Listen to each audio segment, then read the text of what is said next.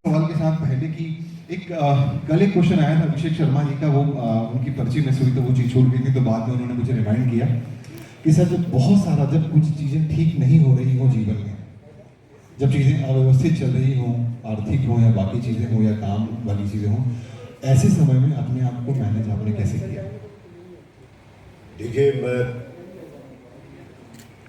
कभी एक्टर बनने बम्बई नहीं गया जी। मुझे सिनेमा से प्यार था।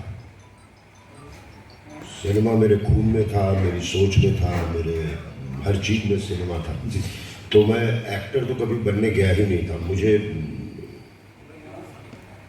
आर्ट डायरेक्टर बन जाना था, या कैमरामैन बन जाता, या फिर डायरेक्टर बन जाता, या कॉस्ट्यूम डिजाइनर।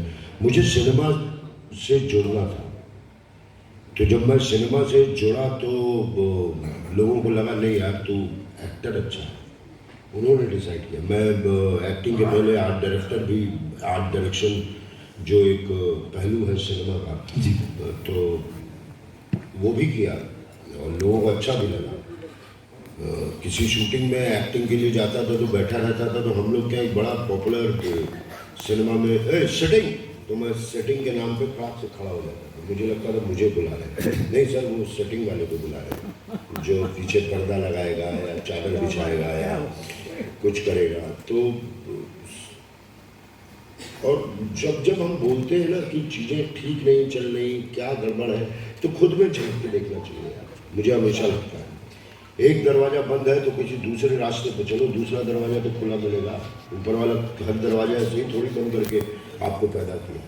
दरवाज़ा ढूंढने की ज़रूरत है कि कौन सा दरवाज़ा हम ढूंढें। एक ही दरवाजे के सामने खड़े हैं कि कभी तो खुलेगा, कभी तो खुलेगा, कभी तो खुलेगा, और वो नहीं खुला तो दरवाजे की गलती नहीं है, आपकी सोच की गलती है, आप दूसरा दरवाजा पकड़ेंगे। सर कितने समय के बाद आपको ऐसा लगा जब आपने जर्नी शुरू कर दी कि now this is the point, अब ये वो समय है जिसका मुझे इंतजार था? किस चीज़ का? जो आपको लगा हो कि ये मैं इस पर्टिकुलर चीज़ का इंतजार कर रहा था, मुंबई में हूँ तो वो इंतजार का तो जो अभी भी स्तर खत्म नहीं हुआ गुरु जी, वो इंतजार तो अभी भी खत्म नहीं हुआ, और जिस दिन खत्म हो जाएगा राम नाम सत्य है। जीवन में बीमारियों से आप इजाद नहीं पा सकते। वो लिखा हुआ है कि इनको ये होगा वो होगा।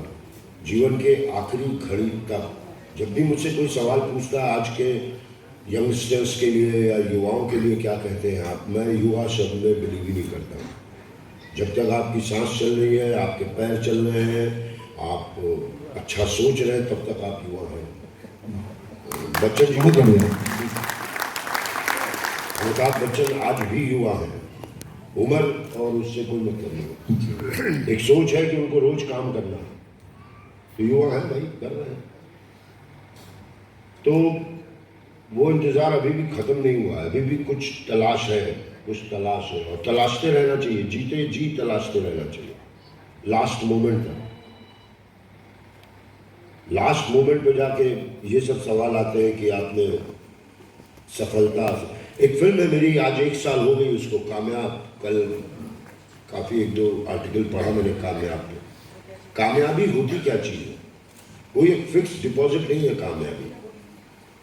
कामयाबी क्या है कि जा रहे हैं, मम्मी सो गई है, पापा सो गए हैं, बड़े वाले भाई साहब सो गए, जाके फ्रिज से निकाल के एक चॉकलेट चुरा के ले आओ, और वो चॉकलेट चुरा के आप लाते हैं जो आपके अंदर आए है, वो खाने के बाद वो एक कामयाबी है। कामयाबी सिर्फ प्रोफेशन में नहीं होती, मैं ऐसा मानता हूँ। कामयाब जिंदगी होती है, जिंदगी कामयाब है। प्रोफेशन तो एक हिस्सा है। आप प्रोफेशन में बड़े कामयाब हैं लेकिन माँ बाप से अच्छे रिलेशन नहीं है, क्या कामयाबी? आप प्रोफेशन में कामयाब है, पत्नी से अच्छा रिश्ता नहीं है, दिन भर आप पता नहीं उल्टा सीधा सोचते रहते हैं, और आपको दुनिया बोल रही है आप तो कामयाब है। कहाँ कामयाब है? कामयाब होता है एक सुकून, एक ठंडक, एक राहत, जो वो फ्रिज से चॉकलेट चुरा के खाने के बाद मिलता है। आए आए आए, दुनिया के बारे में भाई सोचा जाएगा, कभी मेरी फुर्सत तो देखा, हाँ जो भी है वो। तो कामयाब हर कोई कामयाब है यार, आप सांस ले रहे हैं, हाँ आपका नाम नहीं हुआ, आप पैसे नहीं है, ये सब चीजें बहुत छोटी छोटी बाद में बंबई जब गया था तो एक बात की कसम खाई थी कि पिताजी से पैसे नहीं मांगो, क्योंकि बाप माँ घर से भेजते हैं कि अब जाएगा बेटा कुछ कमा के लाएगा, या तो बेटा गया वही पापा ही से मांग रहा है कि लाओ पापा जी और दे दो, नहीं, ये चीज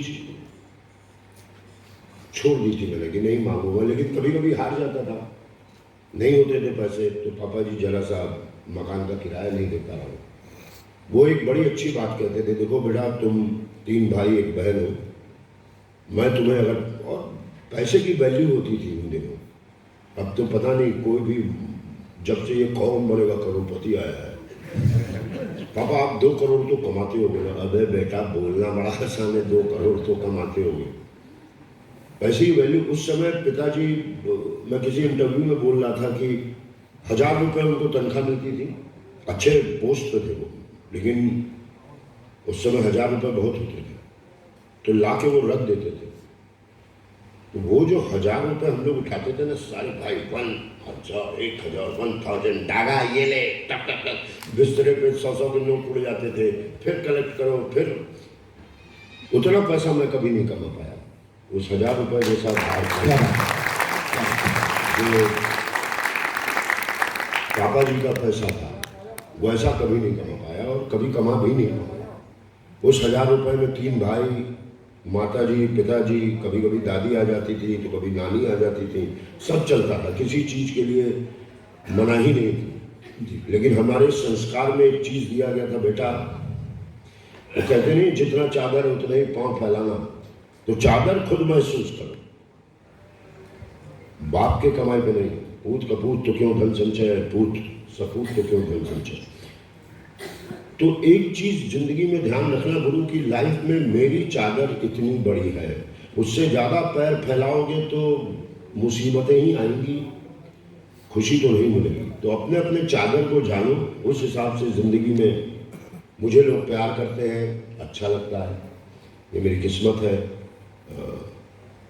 भगवान के दरवाजे पे जाता हूँ तो लोग भगवान का नाम भूल के अरे संजय मिश्रा, अरे चिरकुट वहाँ देख बड़े मिश्रा वहाँ बैठे हुए। तो चादर मतलब गाड़ी कौन से उतर कौन रहा है ये इंपॉर्टेंट है, गाड़ी कौन सी है ये नहीं, मर्सिडीज से उतर रहे हैं, उतर के क्या कर रहे हैं, कुछ नहीं, भैया देखो ऑटो से उतरा क्या करके गया गुरु। तो ये विचार लाइफ में रखना। 2-3 दिन पहले एक इंटरव्यू में मैंने कहा था कि मेरा 3 ही काम है, गाना, खाना और कमाना। तो उन्होंने कहा कितना कमा लेते हैं सर, मैंने कहा बस 200 मिलियन फेसबुक पे हो जाए इंस्टाग्राम, बस आप लोगों को कमाइए ना, पैसा लग जाए। सर आपने कितने लोग कमाए? आपको तो कमा ही लिया है कम से कम। सर मैं इसी से जुड़ा हुआ प्रश्न, मैंने एक प्रश्न क्यों पूछा है बताना चाहता हूँ कि कल भी जब सर यहाँ थे, इवन जब इनफैक्ट यहाँ से बाहर निकले तो कुछ युवाओं ने मतलब लगभग गाड़ी से उतार सा लिया, पर चेहरे पे शिकन नहीं किया। मैं दूर से आपको ऑब्जर्व करता रहा, मैंने बाहर से आपको प्रणाम भेजा, आपने स्वीकार भी कर लिया उस भीड़ के। तो what is that all about? ये भी तो एक चीज है। 2009 की बात है जी, मेरी एक फिल्म रिलीज हुई थी आलू चाट, मैं काफ़ी इंटरव्यू में बोल चुका हूँ। तो और उसके पहले मैं, ये मार्च का वक्त था, यही वक्त था, आज क्या है 5, आज भी मैं 2009 में मार्च 6-7 तारीख को भी मैं हॉस्पिटल में था। 11 तारीख को मेरे पिताजी, मतलब 1 महीने रह गया था हॉस्पिटल में दिल्ली में, तो पिताजी ने डॉक्टर से रिक्वेस्ट किया होली आने वाली है, संजय जब से बम्बई गए हैं तब से एक बार भी होली में हम लोग के साथ नहीं रहे। डॉक्टर ने कहा आप क्या बात कर रहे हैं, होली दिवाली, आपका बेटा बीमार है। कहा वो मुझे मालूम है, लेकिन इनको 11 तारीख को होली थी उस 2009 में, शायद होली के दिन के लिए छोड़ दी गई। मान गए भाई एक बाप के कहने पर डॉक्टर को हारना पड़ा, उन्होंने मुझे छोड़ दिया। तो 18 मार्च को वो फिल्म रिलीज हुई थी, आलू चार। एक हमारा सीरियल था ऑफिस जिस पर फिल्म बन रही थी। तो डायरेक्टर प्रोड्यूसर ने कहा कि हमारा करोड़ों लगा हुआ है इस पिक्चर में, संजय अगर ये 31 मार्च तक ठीक हो जाएंगे तो हम लोग शूटिंग शुरू कर देंगे। तो मेरे पिताजी का एक ही उद्देश्य था कि संजय मिश्रा यहाँ से वहाँ चलते नजर आए, लाइट के सामने खड़े नजर आए, थके नहीं। तो अपने दोस्तों के, अच्छा उनके दोस्तों की लिस्ट क्या बताऊँ, सब पढ़े लिखे लोग। कन्हैया लाल नंदन के बारे में आपने सुना होगा, तो वो पिताजी के मित्र, कमलेश्वर जी उनके मित्र, राजकमल चौधरी उनके मित्र, फणीश्वर नाथ रेणु मित्र नहीं, लेकिन तो ऐसे ऐसे तो कुछ अच्छे दोस्तों को लेकर के मेरी फिल्म देखने गए वो, हम मुझे भी ले गए आंखों देख के आलू चाट देखने। ऑब्वियसली 10-12 लोग थे, ऐसे ही एक लाइन से सीट पे बैठे हुए थे। बार बार एक आदमी आता था, सर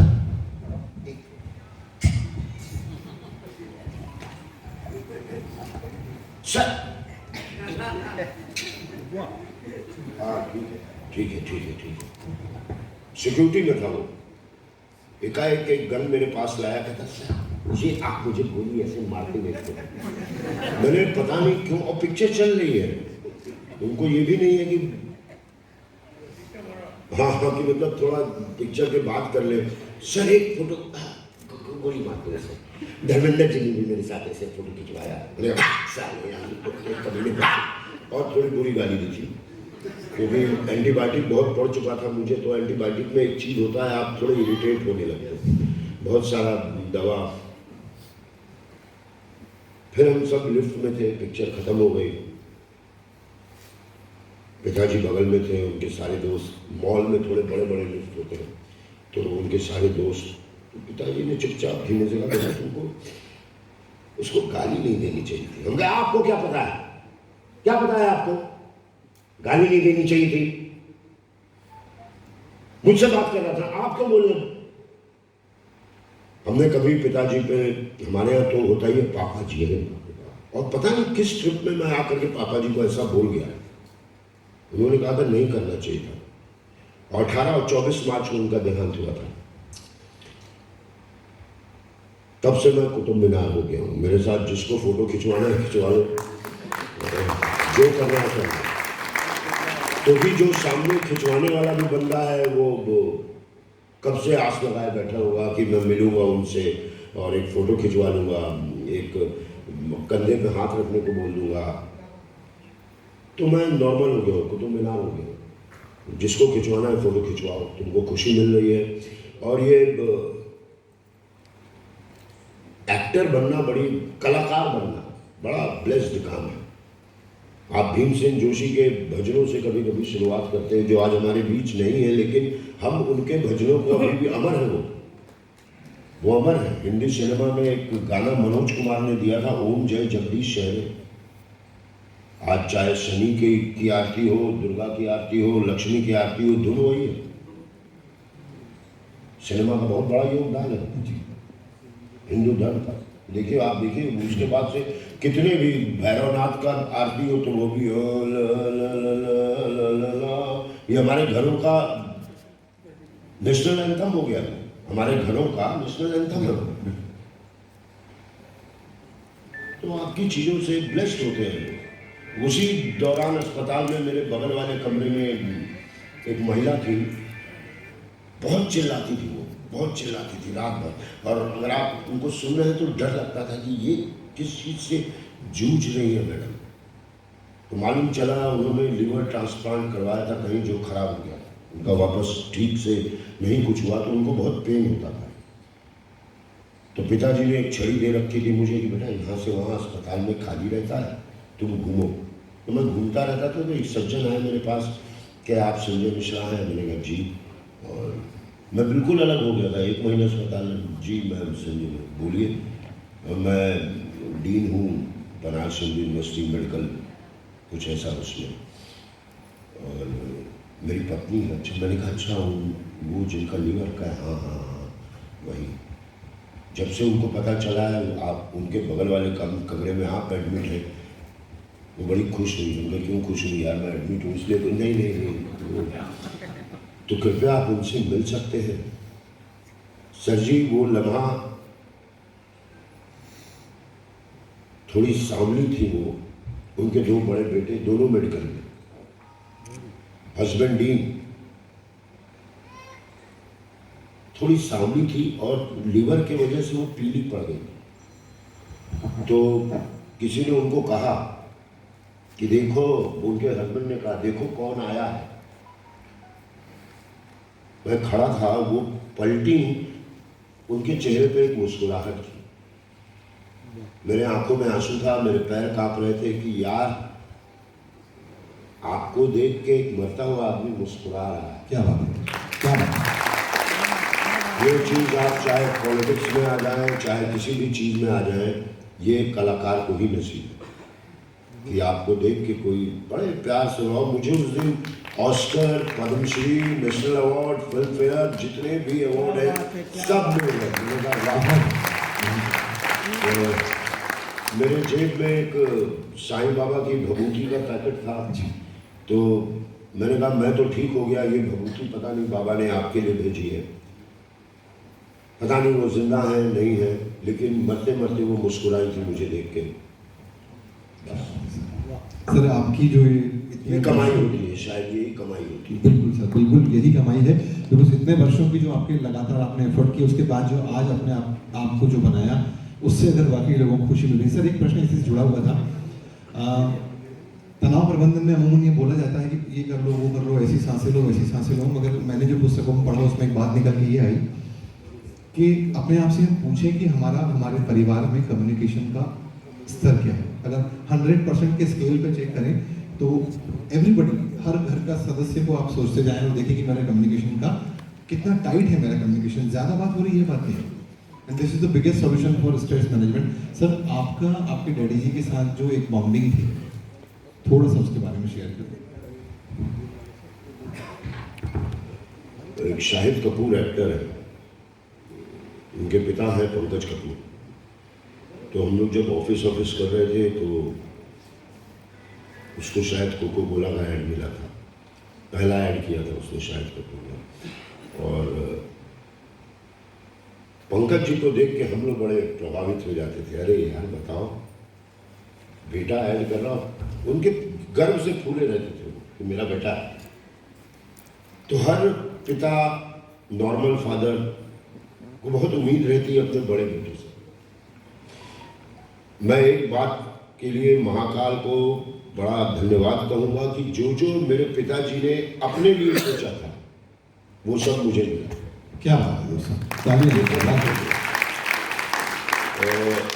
जो जो उन्होंने सोचा था, वो लिखते थे, वो सितार बजाते थे, वो उनको बड़ा अच्छा लगता था।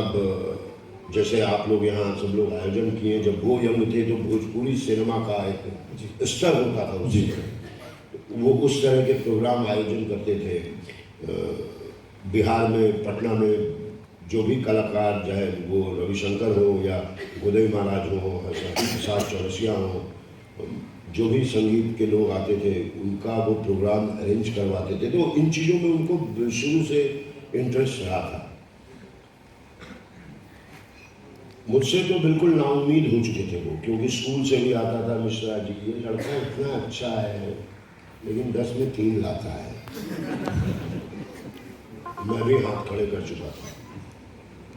मुझे एजुकेशन सिस्टम से थोड़ी प्रॉब्लम थी कि बॉस मुझे वो क्यों नहीं सिखाते जो मैं सीखना चाहता हूँ। मुझे आप अल्फा, बीटा, थीटा, केमिस्ट्री, जो मेरे लाइफ में कभी काम नहीं आएगा जी, ना एक्टिंग में काम आएगा, ना घर में काम आएगा। बिजली का बिल देना बॉस, सीधा से गणित बताऊँ मुझे है कि ये इतना बिल। तो वो बड़े परेशान रहते थे कि पढ़ता वढ़ता नहीं है। लेकिन उनको मैं एक बार घर से चोरी करके भागा था, 50 रुपये मम्मी के साड़ी में नहीं बांध के रखती, वो रख के रखी थी, 10-10 के नोट थे, 5 नोट निकाला, भाग गया था। और ग्लास व्लास बेचा था। दिल्ली में बड़े चीज़ें थी उस दिनों, दिल्ली में 81-82 की बात है। तो ग्लास बेच करके मेरे पास 250 रुपये हो गए। और जब मैं मन नहीं लगता ना, आप भगोड़े तो हो नहीं। 2-3 दिन बहुत वहाँ जुआ भी खेल लिया, उसमें से भी कुछ पैसे जीत के ले आया। तो जब मैं वो 250 रुपये लेकर के गया था पापा जी के पास, तो क्या देखो संजय तुम में कितनी काबिलियत है, 50 रुपये लेकर के गए और 250 रुपये लेके आए। थोड़ा पढ़ के नहीं लेके देखा। हो गए पापा जी जिंदगी की पढ़ाई हमेशा उनको लाइफ में मिस करूंगा, लेकिन उनको कुछ उपलब्धियां मेरी दिखी। हम लोग गंगोत्री में थे और पंडों का तो आप जानते ही हैं, पंडों का शहर ही है ये। पंडों का शहर है बनारस, पंडों का शहर है, क्षेत्र है गंगोत्री। तो ठंड थी बहुत, लाइन लगी थी, हम मम्मी पापा जी और ये वहाँ उतारिए, वहाँ उतारिए, इधर चलिए उधर चलिए। पापा जी मेरे कहा हटो यार, यहाँ तक आ गए ठीक है, हो गया गंगोत्री, जय माँ गंगे, चलो वापस आ गए। होटल में थे, कमरे में एकाएक नॉक हुआ, सर फलना अखाड़े के पंडित वो आए हैं, वो पूजा कराना चाहते हैं। एक ही टाइम में गंगोत्री की 5-5 पंडों ने अलग तरह से मेरी वजह से वो पूजा करवाया। और पिताजी बड़ा अभी लाइन में लगे हुए थे, कोई पंडे वंडे कुछ पुजारी नहीं थे कि चलो किसी तरह हम लोग मंदिर के दर्शन करते। वहीं पर 5 लोगों ने, एक ने कहा अच्छा तुमने कराया तो मैं भी कराऊंगा, ले। उसने कहा आप दोनों ने कराया तो मैं भी करवाऊंगा। एक ही आदमी 5 बार पूजा किया। कुछ अचीवमेंट। गाड़ी में जा रहे थे दिल्ली टू देहरादून, बीच में मैं बैठा हुआ था तो पापा जी के छोटे भाई ने कहा भैया आपने अपने बच्चों को ना कहीं क्या रखा नहीं है। एक पत्रकार बन गया, ये कलाकार बन गए, कुछ तो सॉलिड बनवाए होते। तो गाड़ी चलते चलते टोल टैक्स वाले आ गए, तो वो होता ना टोल वाले, अरे ये जाने दे रे, जाने दे। पिताजी बड़े ऐसे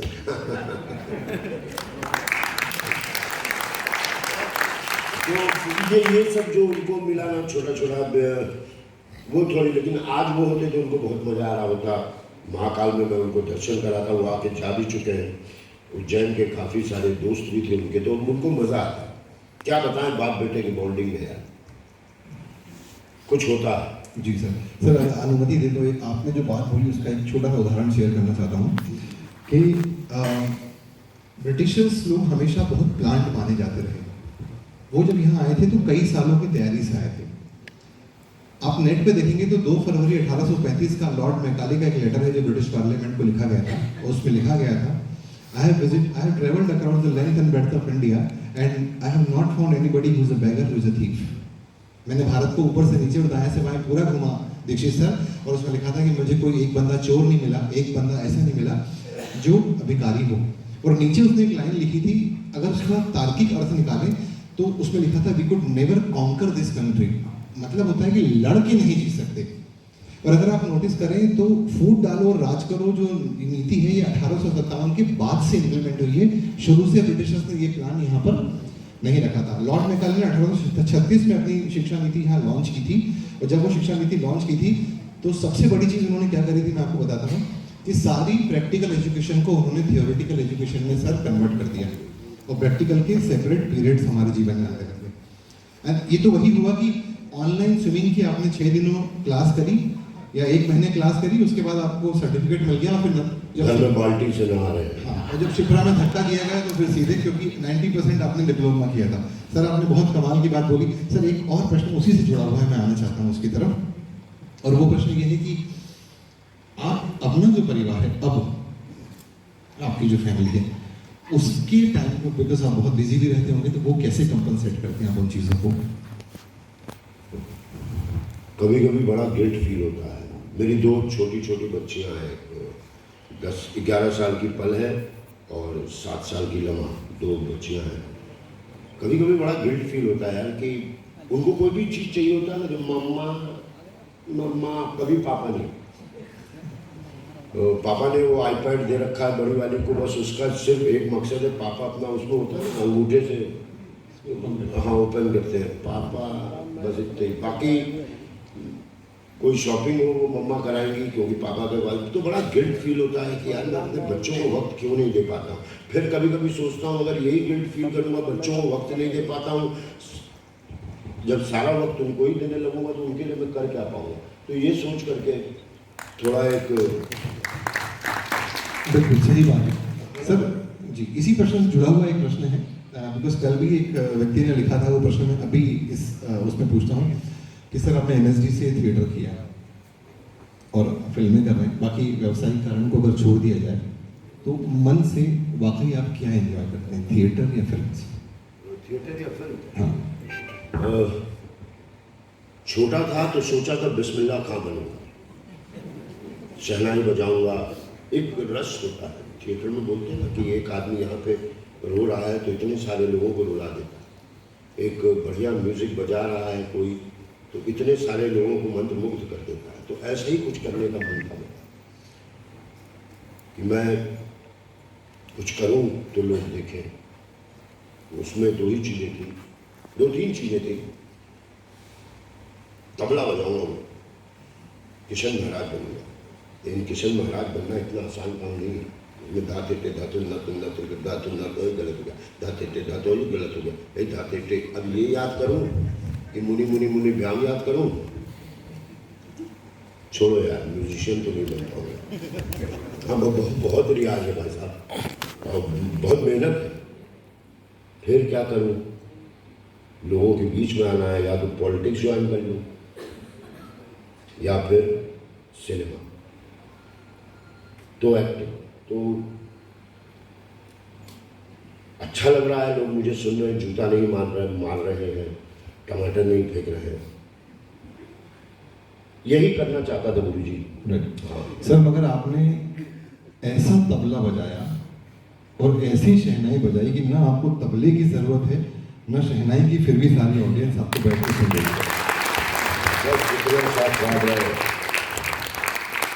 और बड़ों का, दोस्तों का, सबका प्यार है जो बोलता हूँ। एक लाइन मैंने कभी बचपन में सुनी थी कि जिंदगी दी है तो जीने का, उर्दू शब्द है थोड़ा, क्या बताऊँ, फिर जीने का तरीका देना। पाँव बख्शे हैं तो तौफीक मतलब दिशा अच्छी देना। मैं तो गूंगा था, तुम ही बुलवा रहे हो मुझसे, अब मैं बोलूँगा तो मेरे बातों में असर देना। तो ये एक चीज़ है। और आज तो पूरी दुनिया बोलना ही शुरू कर, सुनता कोई नहीं। मैं बहुत सुनता हूँ सर, मैं दिन भर में 3 स्क्रिप्ट सुनता हूँ। एक स्क्रिप्ट 2-2 घंटे की होती है, तो 24 घंटे में 6 घंटे मेरे छाती का खंडाला सुनना बहुत जरूरी है। हम लोग सुनना भूल चुके हैं। हर कोई बोल रहा है, हर कोई बोल रहा है, हर कोई अपनी बात। सुनो, कलाकार हो, सुनोगे तभी तो उसके दर्द को आगे सामने रखोगे, उसकी खुशियों को आगे रखोगे। कहाँ देख रहा भाई? अच्छा सर तो बड़े होते हैं मीडिया वाले, पूछ करके सवाल, सर आपने ये कब किया? इसीलिए मैं कल लोगों को खड़ा करा के भाई खड़े किए गए। सर आपका ऑब्जर्वेशन बड़ा कमाल का है। कल भी जब मैं लिखी हुई पर्चियों को पढ़ने में, मैं सोचता था कि प्रश्न पूछने के बाद मैं अगली पर्ची को पढ़ लूँ, इतने में आप मुझे टैप कर लेते थे। अभी मैंने पल भर के लिए उधर देखा और आपने मुझे तुरंत ग्रैब कर लिया। तो सर ये एक और बहुत इंपॉर्टेंट प्रश्न आया था सर कि आप जब स्क्रिप्ट सुनते होंगे तो नए, पुराने, सीनियर, जूनियर, हर तरह के स्क्रिप्ट राइटर्स या राइटर्स आपसे बात करते होंगे, अपने अंदाज में अपनी बातों को आपके सामने रखते होंगे। कुछ लोग तो मेरी ही एक्टिंग करके मुझे सर यहाँ बहुत सारे लोग ऐसे हैं जो आपकी एक्टिंग बहुत अच्छी करते हैं सर। तो उनमें से कोई ऐसे व्यक्ति जो बिल्कुल आपको एक रेयर कैरेक्टर टाइप लगे हो और उसको सुनने में ही मजा, मतलब आपको मजा आ गया हो, अगर आप शेयर करना चाहें? सबसे पहले जब मैं स्क्रिप्ट सुनता हूँ ना, क्योंकि कुछ सुना, मैं सोचता हूँ यार इसकी भी माँ होंगे, बाप होंगे, बच्चे होंगे, ये मुझे स्क्रिप्ट सुनाएगा तो जाके प्रोड्यूसर को कहेगा कि संजय जी को पसंद आ गया है, फिर इसको कुछ पैसे मिलेंगे। वो एक इमोशनल भाव आ जाता है।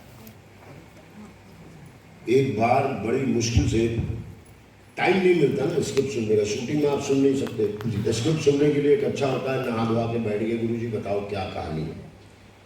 तो एक बंदा था जो कोई 2 हफ्ते से 3 हफ्ते से चक्कर लगा रहा था कि संजय जी आपको स्क्रिप्ट सुनानी है, संजय जी आपको स्क्रिप्ट सुनानी है। तो मैंने उसको अपने ऑफिस में, मेरा ऑफिस जैसा नहीं है, ऐसा ही घर जैसा, मैं कहीं भी बैठ जाऊँ वहीं पर कहानी सुनी। सर हमारी फिल्म शुरू होती है कि आप जंगलों से, मैंने इसको क्या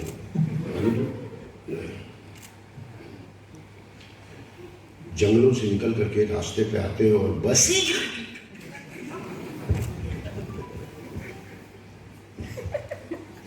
ये मुझे लगा कि एक दो और लोगों को बुला लूं, कहीं ये ना कहे कि सुनते सुनते इन्होंने मारा है। फिर वो बस आती है, रुकती है, आप उसके पता नहीं क्या, अरे मध्य प्रदेश की थी आप मुझे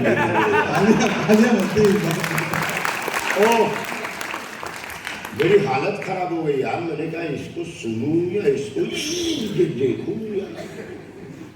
तो जो मैडम प्रोड्यूसर थी, हमने उनसे कहा कि ये राइटर कहाँ खोद के निकाला भाई साहब। कुछ तो मिल जाते हैं, कुछ खोद के निकालने पड़ते हैं, ये कहाँ से खोद। कहा नहीं ये वैसे अच्छे हैं, सब कुछ है, थोड़ा एक्साइटेड होते हैं तो करने लगते हैं। एक वो कहानी सुनी, वो फिल्म बन नहीं पाई, वो ई में रह गई। एक और बंदा था जो राम गोपाल वर्मा के साथ कुछ लिखता वखता था, तो बहुत अप्रोच कर रहा था। दोस्त भी बोलने लगे यार वो मंसूर भाई है जो तुमसे मिलना चाहते हैं, तुम मिलते क्यों नहीं। हम तो वो मिलने वाले तो कोई भी मिल लेता है, वो भी तो प्रयास करें मिलने का, हम तो कर ही लेंगे प्रयास। तो मंसूर भाई बोले एक जगह है बम्बई में, तो ठीक है आप पृथ्वी थिएटर आ जाइए। हम गए, जीते जी पृथ्वी थिएटर नहीं गए, अब तो काम मिलने लग गया। पृथ्वी थिएटर वहाँ सारे एक्टर्स मिलते हैं और एक नकली हाथ वहाँ रखना पड़ता है। और मैं इस गुफा में घुसता ही नहीं, जहाँ नकली बना है हट लो बेटा। तो पृथ्वी थिएटर आ जाइए। मैंने कहा नहीं पृथ्वी थिएटर तो मैं नहीं आकर के स्क्रिप्ट सुनूंगा। कैसे सुनेंगे स्क्रिप्ट, एक दो लोगों की बात है, उसमें क्या हाल, क्या बोल रहे थे, अब आ जाओ क्या हाल। उनको बुरा लगता है क्या, संजय मिश्रा बड़ा ईगो वाले आदमी, अब वो उनकी मर्जी, उनको ऐसा लगा। उनके प्रोड्यूसर से मैंने कहा कि आप उनको कहिए चैम्बूर में मिले मुझसे, चलो इंदौर में, मतलब या उज्जैन में बैठे तो मुझे इंदौर में मिल लो, लेकिन महाकाल मंदिर में नहीं मिलूंगा तुमसे। इंदौर जरूर मिलते हैं। वैसे ही मैंने कहा चलिए चैम्बूर में मिलते हैं, पृथ्वी में नहीं। ठीक है संजय मिश्रा जी से कहिए मेरे घर आ जाओ। मैंने कहा उन्हीं से कहिए ना कि मुझसे डायरेक्ट बात करें, कल को मुझे डायरेक्ट करेंगे तो अपनी बीवी को थोड़ी बोलेंगे कि संजय जी से कहो उस वाले पर्दे से निकल के। खुद ही बोल रहा हूँ ना, एक डायरेक्टर एक्टर का रिलेशनशिप होता है। ठीक है भाई साहब, जुहू में घर है। उन्होंने कहा ठीक है सैटरडे को आप आएंगे, और उस दिन कोई सैटरडे ही था, अगले सैटरडे बोला। मैंने कहा गुरु जी मैं पहुँच जाऊँगा। हम आर्टिस्ट, घड़ी चलती रहती, हम सो रहे थे, सोए हुए थे, कहते दो चार मिस कॉल देखा, मैंने फोन उठाया, कहाँ पहुँचे आप। हम कहे अरे हाँ बस बस मैं सौराष्ट्र सर्किट को बस, और सीधा 1 2 3 वहाँ पहुँचा। पान वाले से मैंने पूछा भैया ये जुहू व्यू करके कोई बिल्डिंग, बगल में वही खड़े थे। जी मैंने कहा आप ही मंसूर भाई। हाँ हाँ। नहीं तो आप यहाँ क्यों आ गए, घर पे रहते मैं पहुँच जाता। नहीं मैं आ गया, 1 घंटे से यहीं खड़ा हूँ। मैंने कहा अरे बाप रे बाप। चलिए 4 माले चढ़ के, वो लिफ्ट नहीं थी, 4 माले चढ़ के उनके कमरे में पहुँचे। हमने क्यों आप 1 घंटे से, तो उन्होंने शर्ट उतार दिया और इतना बड़ा निशान यहाँ से यहाँ, मेरा बाईपास और क्या क्या हुआ है। अबे वो बाप रे बाप, बस 1 महीने पहले। उनके तो आप ऊपर से नीचे आ गए, सीढ़ी चढ़ गए, अभी कुछ हुआ है। उनके घर में एक ही कुर्सी। अब ये होने लगता है नहीं आप बैठिए, नहीं आप बैठिए। मैंने कहा ठीक है भाई साहब, आप डायरेक्टर हैं, आप ऊपर बैठिए, इंटरवल तक कहानी सुनाइए, उसके बाद मैं ऊपर बैठूंगा, आप नीचे बैठिएगा। फिर अच्छी कहानी, रसगुल्ला नाम था पिक्चर का। तो ऐसे ऐसे मिलते हैं कैरेक्टर यार जी। मतलब मैं बार बार कहता हूँ कलाकार की डिग्री समाज देता है। कुछ लोग खुद ही लेके घूम रहे होते हैं मैं कलाकार, तो ऐसे लोग मिलते हैं मुझसे। सर नाटकों की रिहर्सल का जो वक्त होता है, जिस दौरान आप प्ले को प्रिपेयर कर रहे होते हैं, आपने एनएसडी में बहुत सारे नाटक किए होंगे, तो ऐसा कहते हैं कि मतलब वो जो ड्यूरेशन होता है शो के पहले तक का, जब आप रिहर्सल कर रहे होते हैं, that is the best ever time, वो आप एंजॉय करते हैं। ऐसा कोई अनुभव एनएसडी के नाटक के दौरान का जिसमें मतलब बहुत लंबी इच्छा भी बनी हो जिसकी? मैं जब ड्रामा स्कूल, मैं इंस्टीट्यूट में कभी बिलीव नहीं करता हूँ। सबसे पहले तो जब ड्रामा स्कूल में एडमिशन हो गया और वो अरे हो गया एडमिशन, अब क्या होगा, 3 साल तक यहीं रहना पड़ेगा, ओहो कहाँ फंस गया। ना मैं किताबों में बिलीव करता हूँ, इतनी सारी किताबें हैं, इन्हीं को किसी को पढ़ लो। हमारे जीतू शास्त्री होते थे उन दिनों ड्रामा स्कूल में, रेपेक्ट्री में, वो प्रभावित करते थे। एक लोअर डेप्थ प्ले चल रहा था, 3rd ईयर में इरफान भाई थे, आलोक चटर्जी थे, अशोक लोखंडे थे, अच्छे अच्छे एक्टर अभिनेता, वो आपके सामने कैरेक्टर में घूमते रहते थे। वो बहुत बड़ी किताबें हैं यार। 3 साल तक आप एक अलग ही, जहाँ सरकार आपको खिला दे रही है, सरकार थोड़े पैसे दे रही है, आपका सिर्फ काम है कि उस माहौल में जिंदा रहो। वाइफ होगी तो मना कर दो ना, अरे बाप ये मेरे, सॉरी ये मिला है हमें आधुनिकता के नाम पर, हाँ। तो वो एक माहौल बड़ा दुर्लभ है, वो चीज़ नहीं मिल पाएगा। लेकिन मैं बहुत सालों से थिएटर नहीं किया हूँ, लेकिन जब मैं शॉट देने जाता हूँ तो जो भी 50 लोग में, एक तो मैं जब एक्टिंग करने लगता हूँ तो सारे लाइटमैन वाइटमैन, अब संजय भाई वाली बात हो रही है, वाह यहाँ देखेंगे, तो वो मेरे ऑडियंस है। मैं हमेशा कहता हूँ कोई भी नई फिल्म मेरी शादी होती,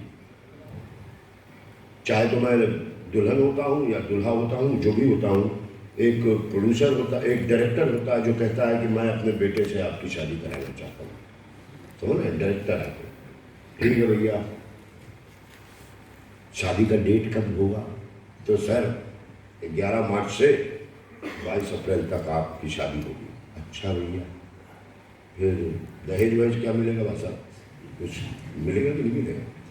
फिर उसके लिए प्रोड्यूसर ससुर साहब आते हैं, हाँ भैया इतना मिलेगा। ये पंडित जी लोग मिलके, मेरे सेक्रेटरी वगैरह, मेरी शादी तय कर देते हैं कि 11 मार्च से 27 अप्रैल तक आपकी शादी है।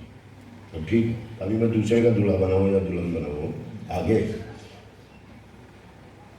फिर आप 11 मार्च आ जाता है, धीमे से एक बंदा आता है कि ये आपका कॉस्ट्यूम है, ये तो अपने कपड़े उतारिए।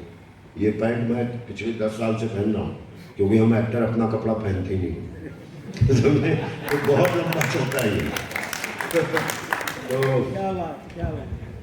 वो कुछ कॉस्ट्यूम ला के देते हैं, अच्छा, जो मैं कभी अपनी ज़िंदगी में नहीं पहनूंगा, उस कैरेक्टर के साथ वहाँ से माहौल बनना शुरू होता है। आप कपड़े पहनते हैं, आपका मेकअप वाला आपका मेकअप करता है, कोई हेयर करता है, कैसे ये घड़ी नहीं, आपको ये घड़ी पहननी, वो घड़ी पहन लेते हैं। फिर 1-1.5 घंटा तक आप अपने आप को मिरर में देखते हैं।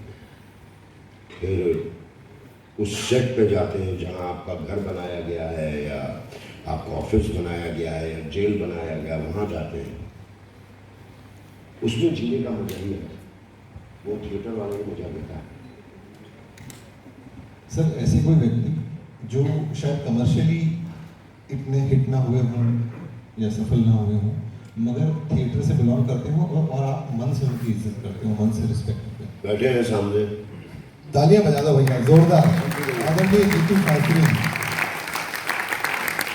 मैंने जीतू भाई से एक चीज सीखा है, वो एक्टिंग उनका प्रोफेशन नहीं, एक्टिंग उनकी जिंदगी। क्या बात। हाँ, वो एक्टर जीते हैं, वो प्रोफेशन में नहीं। तो मैं बहुत शुरू से उनसे प्रभावित था। जब मालूम चला उज्जैन आना है, उज्जैन विदाउट जीतू शास्त्री हो ही नहीं सकता। क्या बात है सर, तो ये बात बिल्कुल सही। हाँ, मतलब एक्टिंग वो जीते रहते हैं हमेशा। कभी भी बैठो उनके साथ तो कुछ एक ऐसा छोड़ देते हैं जो बाद में रजिस्टर किया जाता है। इरफान भाई से मैं बड़ा प्रभावित था, उनका भी प्रोफेशन नहीं था, वो एक्टिंग से कमाई, वो एक्टिंग जीते थे। बहुत सारे लोग हैं, आप भी बड़े अच्छे थिएटर करते हैं ना सर? जी, भोपाल में। सर फॉर्चुनेट हूँ कि राजेंद्र गुप्ता जी के प्ले में आपकी एक्टिंग देखने का 4-5 साल पहले भोपाल में अवसर मिला था और फ्यूचर में कभी ऐसा होगा। सर भोपाल में स्टेट जो ड्रामा स्कूल है जी वहाँ बहुत सारी फैकल्टीज को आलोक जी आमंत्रित करते हैं। जी तो सर भविष्य में कभी आप पधारें वहाँ तो भोपाल के जो बच्चे हैं वो भी धन्य हों। बिल्कुल बिल्कुल बिल्कुल बिल्कुल। मध्य प्रदेश को एक मामले में मैं बहुत बढ़िया समझता हूँ। कल्चर और ये सारी चीज बहुत अच्छा प्रमोट करते हैं। जी सर। सर आखिरी प्रश्न आज की मुलाकात का। मैं YouTube पे आपको बहुत सारे वीडियोस में फॉलो करता हूँ, तो मैंने एक वीडियो देखा जिसमें आप एक वैनिटी वैन में हैं और एक बहुत छोटे से जगह में बैठे हुए हैं और आप बहुत कोस रहे हैं बड़े बड़े कलाकारों को, और उसके बाद आप एंट्री लेते हैं तो वहाँ अजय देवगन जी और बाकी सब लोग भी बैठे हुए हैं और ऐसा बोला जा रहा है कि अजय देवगन जी की वैनिटी है वगैरह वगैरह, मगर वो थी दरअसल में आपकी वैनिटी और उस वैनिटी के अंदर सारे लोग बैठे हुए थे। तो सर ये तो आपने पूरी ऑडियंस के साथ ही प्रैंक कर डाला। तो इस तरह का एक आधा किस्सा फिर अपन इसी के साथ खुशनुमा माहौल में वाइंड अप करते हैं। वो एक्चुअली वैनिटी नहीं थी, वो चार्टर्ड प्लेन था जिसमें मैं और अजय देवगन दोनों साथ जा रहे थे। और चार्टर्ड प्लेन बहुत बड़ी चीज होती है भाई साहब। आप उसी से अंदाजा लगा लो कि मैं उसे वैनिटी वैन बोल रहा हूँ। बहुत बड़ी चीज होती है चार्टर्ड प्लेन करना, वरना हम तो डोला उठा के ट्रेन बस, आज तो जीतू भाई कह भी रहे थे बस ही से चलते ही नहीं, गोरेगांव में उतार देगा। बढ़िया क्या बताऊं ऐसे किससे बताऊं। एक छोटी सी कहानी अजय देवगन जी ही हैं तो मैं खाने का बड़ा शौकीन हूँ। 25,000 रुपये पर डे। भाई बड़े लोगों का खाना है उसमें क्या कर सकते हैं। तो 2-3 दिन बाद मुझे खुजली चालू हुई तो मैं किसी भी शहर में जाता हूँ, उज्जैन में भी होगा, बंगालियों का एक जगह होता है हमेशा, हम अच्छी हो भैया। तो एक अलग ही होता है उनका, सस्ता सुस्ता लेकिन बंगाली खाना, बैगन भाजा तो दाल आलू पोस्ट। उन्होंने जैसलमेर में ढूंढो और निकल गया, एक दुकान मिल गई जहाँ मतलब हर कुछ खाना। तो मेरा खाना वहीं से आने लग गया, जो मुश्किल से 150-250 में खाना आ जाता। चावल था, दाल आ जाता था, कभी कभी मछली दे देते थे। और एक बात, मैं ब्राह्मण हूँ लेकिन मैं मैथिल ब्राह्मण हूँ। कई लोग कहते हैं ब्राह्मणों की मछली, हमारे यहाँ मिथिला में मछली खाई जाती है ब्राह्मणों। तेरहवीं के बाद 14वां जो होता है उस दिन मछली बनना ही बनना है, चाहे वो कोई भी हो। तो मछली भी आ जाती थी। तो अजय भाई को लगने लगा सब समय साथ रहता, बीच में 1.5 घंटे के लिए गायब कहाँ देता है।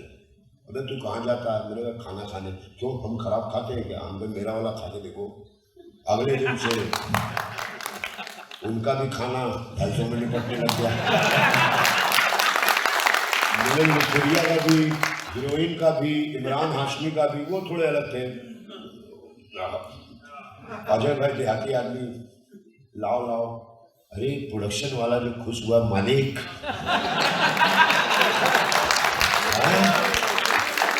25,000 में सीधे तुम तो 2500 के भी नीचे ले आए गुरु। तो समझे, इस तरह की हरकतें बहुत करते हैं। तूने बोला था अंत यार। और किसी को कुछ पूछना तो नहीं है भाई बहनों? ले हाथ पहले ही खड़ा, क्या बोलते हो? सर मैं जैसलमेर से आया हूँ। अरे और अभी आप जैसलमेर में थे, डेजर्ट फेस्टिवल आपने कलेक्टर साहब के साथ में आपने शूट किया था। जी जी जी। मैं सर कहना चाहता हूँ कि आप डेजर्ट फेस्टिवल में क्यों नहीं आए देखने के लिए? वो वक्त नहीं था मेरी जान। तू जैसलमेर में था उस समय? जी सर। जैसलमेर में भी किसी बहुत बड़े कुछ क्या है वो, रामगढ़ राजगढ़ होटल है, सूर्यगढ़ बहुत बड़ा होटल है भाई साहब। वहाँ भी थोड़ी खाने की दिक्कत हुई तो वो एक चौराहा है जो जहाँ वो प्रभु टी स्टॉल चौराहे को क्या बोलते हैं? हनुमान सर्कल। या तो वहाँ पे एक इंदिरा रसोई योजना चल रही थी।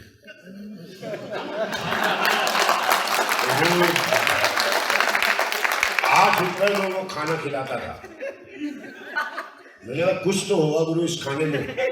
और वो जितने ऑटो वाले, सफाई वाले ₹8 दिए खा लेते थे, तो मैं भी घुस गया उसमें। भाई मेरा इनका 5 लोगों का कुछ ऐसे खाना हमने कहा पैक कर दो, बर्तन नहीं है हमारे पास। तो 5 लोगों का खाना था ₹40 का, बर्तन आया ₹450। तो उनके यहाँ क्या होता था कि वो आपका फोटो निकालते थे, आपका फोटो चाहिए तो उनके पास था जो कंप्यूटर से लगा था, जैसे खींच लिया, मैंने कहा खींच ले, 8 रुपये में खाना दे रहा है, पैंट मत खींचियो बाकी सब खींच लो, खिंचवा दिया फोटो।